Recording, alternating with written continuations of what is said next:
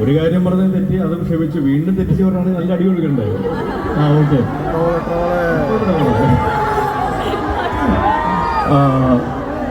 ജിത്തു അഷ്റഫിന്റെ ആദ്യത്തെ സംരംഭമാണ്. ജിത്തു ഒരു നവാഗത സമുദായമാണ്, പക്ഷേ ഒരുപാട് വർഷങ്ങളുടെ സിനിമയിൽ എക്സ്പീരിയൻസ് ഉള്ള കക്ഷിയാണ്. മാർട്ടിൻ പാറക്കാട്ടല്ല, പ്രക്കാട്ടാണ്.